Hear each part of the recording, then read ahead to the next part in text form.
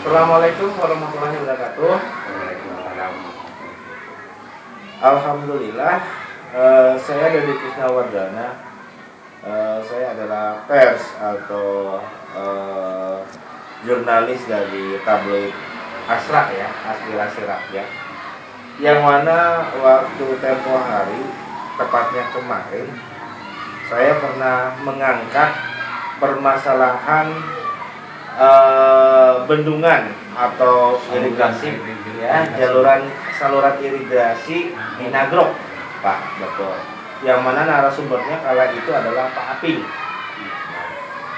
Justru saya hadir ke sini ingin bertanya langsung kepada Pak Sunanta ya, atau selaku tokoh masyarakat yang mengetahui persis keberadaan saluran irigasi Nagrog ya Bapak ya.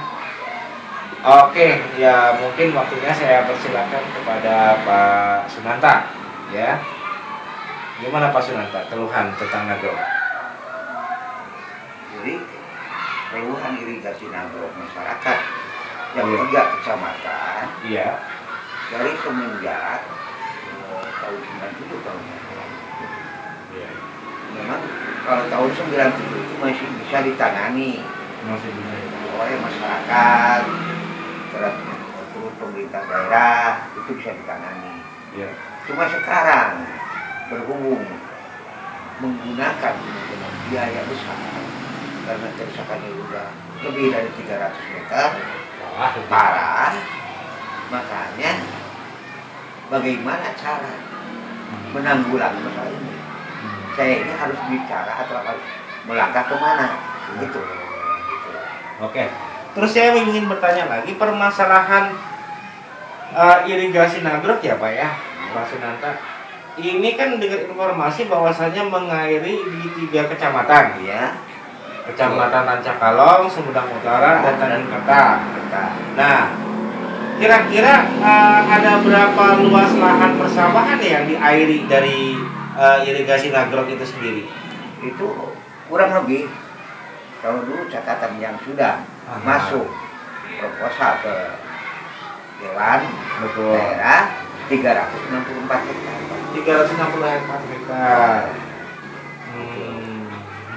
Nah, terus kalau saya boleh tahu sendiri, Nagrog itu sendiri, irigasi Nagrog itu dibuat oleh siapa nih? Dulunya? Itu kata orang tua. Oh. Jadi itu semenjak Iya. Belanda. Oh, sejak zaman pemerintahan Belanda ya? Belanda menjajah Indonesia. Nah, berarti kalau gitu masuknya situs sejarah dong ya? Iya. Pak Uci ya, betul ya Pak Uci ya? Betul. Situs sejarah yang harus dijaga oleh pemerintah, Iya. oleh negara tentunya untuk dilestarikan, kan gitu. Nah itu kan warisan dari Belanda Oh gitu. yang menunjang ekonomi rakyat Indonesia, khususnya utara dan Rancakalong dan Tanjung Kerta. Oh gitu. Kenapa sekarang udah sekian lama kerusakan ini tidak cepat-cepat ditanggulangi? Karena kita itu cuma tinggal memperbaiki apa yang tidak mampu, umpamanya gitu. Tapi dulu kan kalau bikin lain lagi Pak. Tenaga, mungkin anggarannya itu kan yang disayangkan oleh masyarakat. Inilah Pak. Karena apa? 80% yang 3 kecamatan ini adalah petani. Segala-galanya, PBB-nya, anak sekolah, biaya makan kan dari situ. Makanya saya meminta ini secepatnya ditanggulangi, disikapi. Gitu. Terus ada juga informasi keluhan dari warga masyarakat masalah tentang aturan keharusan pembayaran pajak. Itu gimana Pak dengan informasinya? Iya, masyarakat kan mengajukan PBB sebelum ini produktif lagi.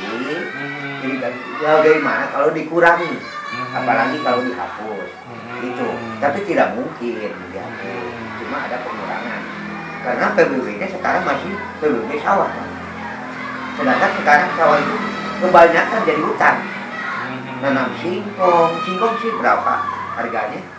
Gitu. Katakan singkong 1 tahun. Betul Pak. Kalau padi 4 bulan, 5 bulan itu bisa jadi. Setahun 2 kali nanam. Gitu. Tapi kalau sekarang boro-boro Pak penghasilannya. Nah itu.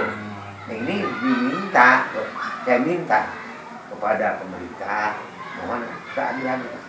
Oh iya, tolong diperbaiki ya Pak ya, Diperbaiki kalau bisa. bagaimana pengurangan masalah ini, beban-beban masyarakat, sampai jangan masyarakat itu mengeluh karena penghasilan, lantas kewajiban lagi itu seperti PBB-nya bagaimana gitu.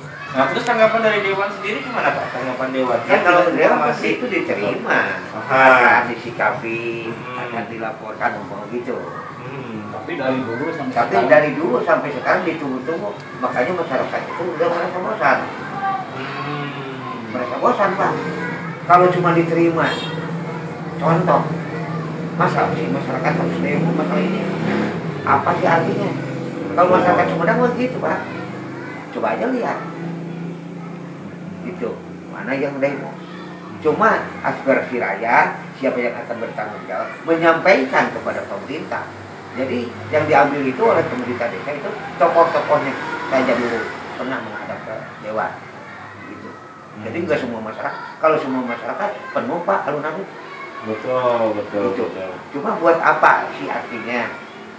Jadi, siapa yang akan bertanggung jawab sekarang menyampaikan masalah aspirasi rakyat ini? Nah, terus kalau misalnya jumlah penduduk untuk di daerah 3 kecamatan tersebut, apakah rata-rata hampir mayoritas masyarakat penduduknya bergantung pada pertanian, irigasi? Ya jelas. Oh iya, 80%? Iya, 80%. Karena apa? PNS juga kan punya sawah Pak. Itu banyak PNS yang punya sawah. Pulang dari kerja dia ke sawah Pak. Nah itu Pak. Tapi ada mendingan ke PNS. Tapi buat saya seperti masyarakat biasa. Dari mana lagi Pak? Contoh sekarang habis panen kan cuma jemur badan. Gitu. Nah ini mohon diperbaiki, mohon disikapi pada pemerintah. Tolonglah. Gitu. Jadi saya nggak mau berlulu datang ke pemerintah, demo ini kan artinya daripada merepotkan pemerintah, lebih baik siapa yang akan bertanggung jawab untuk menyampaikan masalah ini. Fasilitasi. Terus ada informasi bahwasannya di jalur irigasi Nagrok ini, menurut Pak Abing gimana? Ada informasi yang saya dengar adanya ranca bango ya, mungkin atau apa tuh objek wisata ya? Iya. Objek wisata ranca bango gimana itu? Pak Hampir Abing? punah. Ya punah kan Hampir tidak ada. Situ itu dari Akhirnya dari mana? Karena akhirnya dari itu. Nagrok. Coba kalau dilestarikan lagi situ ranca bango kan bisa dipakai wisata.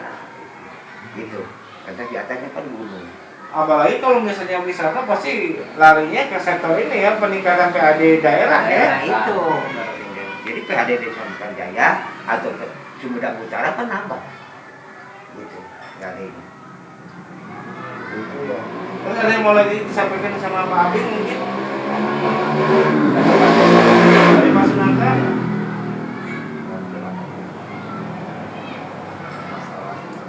Masalah selain irigasi ini, Nagrok? Jadi saya minta kalau sudah produktif, sudah diperbaiki oleh pemerintah. Jadi yang seperti dulu ada yang pemeliharanya itu ini, mohon seperti waker, itu mau diaktifkan lagi.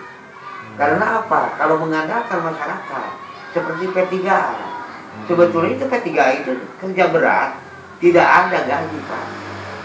Itu P3 apa itu? Itu yang pengatur pemakai air. Oh, pengatur P3.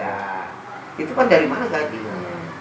Kalau yang mengurus irigasi maupun jalan kan itu dari PU. Iya. Menyisihkan buat yang mengurus jalan tiap hari bekerja Pak. Iya.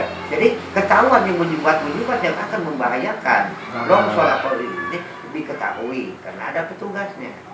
Tapi kalau mengandalkan masyarakat ini tidak mungkin Pak. Itu seperti jalan rusak. Saya lihat ini apa?